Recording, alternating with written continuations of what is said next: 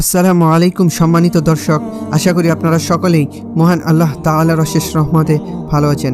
সম্মানিত দর্শক, আপনারা দেখছেন Islamic YouTube channel true status Bangla. আমরা সবাই জানি আমাদের এই ক্ষণিকের রং তামাশার জীবন একদিন অবসান ঘটবে। সেদিন আকাশ হবে গলিত তামার মতো, পাহাড় পর্বতসমূহ চূর্ণ বিচূর্ণ হয়ে থনিত তুলার মতো উঠতে থাকবে, আকাশের তারাগুলো ছড়িয়ে ছিটিয়ে পড়ে যাবে, সমুদ্র উত্তাল হয়ে পড়বে, তারপর সব কিছু ধ্বংস হয়ে যাবে। এরপর আমাদেরকে কবর থেকে তোলা হবে। যারা মুমিন তাদের মনে হবে এইমাত্র আমরা ঘুম থেকে উঠলাম। তারপর বিচারের দিন আল্লাহ রব্বুল আলামিন সকলের মুখে সেদিন মোহর এঁটে দেবেন, ফলে কেউ কথা বলতে পারবে না। শরীরের প্রতিটি অঙ্গ প্রত্যঙ্গ সকলের পক্ষে এবং বিপক্ষে সাক্ষ্য দেবে ও কথা বলবে। আল্লাহ তাআলা সেদিন কাউকেই অবকাশ দেবেন না। আলেম জালেম কাফের পাপাচারী সবাইকে জেরা করবেন। আল্লাহ রব্বুল আলামিন হবেন সেদিন প্রধান বিচারক। সেদিন কোনো উকিল থাকবে না যে আপনার হয়ে কথা বলবে, এবং মিথ্যা বলে পালিয়ে যাওয়ার কোনো সুযোগ থাকবে না।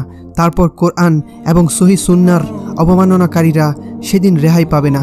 আমাদের সকলের দিন দুনিয়ার আমলের উপর সেদিন বিচার করা হবে। আমাদের ভালো এবং মন্দের বইগুলো সেদিন খোলা হবে।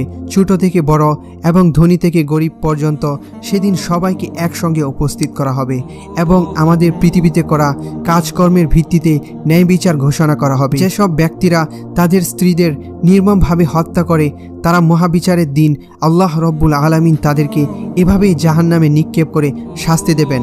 গরিবের আর্তনাদ না শুনে অবৈধভাবে টাকা পয়সা অর্জন করে ফুর্তি করা একজন ব্যক্তির বিচার। আমাদের সমাজে অনেক মানুষ আছে যারা গরিব দুঃখীদের হক মেরে খায়, অন্যের জমি জায়গা অবৈধভাবে হাতিয়ে নেয়, জোর করে তোলাবাজি করে।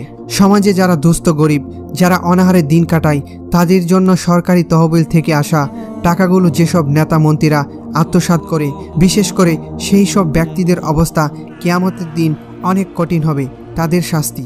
সমাজে কিছু মানুষরূপী হিংস্র পশু আছে যারা অসহায় মেয়েদের একা পেয়ে ধর্ষণ করার পর তাদের পুড়িয়ে হত্যা করে। তাদের হাত থেকে রক্ষা পায় না 5 বছরের শিশু কন্যাও।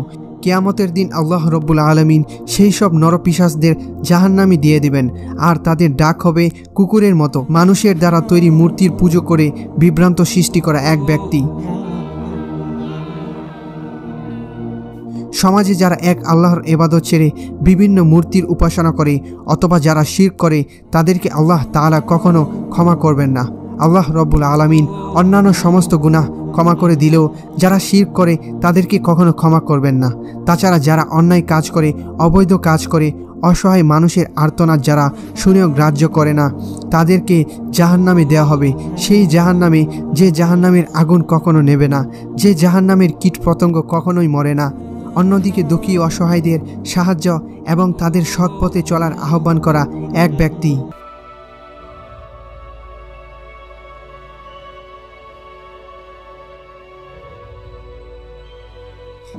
একটি মহিলা যিনি গরিব হয়েও আল্লাহ তাআলার প্রতি সন্তুষ্ট এবং তার ইবাদত করে, যিনি সর্বদা আল্লাহ তাআলার আদেশ পালনে সক্ষম।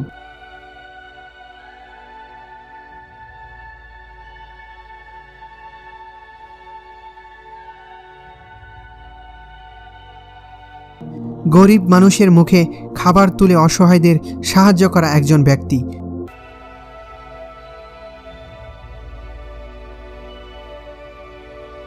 আল্লাহ তাআলার বাণী শুনে এবং মনের মধ্যে আল্লাহ তাআলার প্রতি ভয় জাগিয়ে তার কাছে ক্ষমা প্রার্থনার মাধ্যমে সৎপথে ফিরে আসা এক মহিলার বিচার।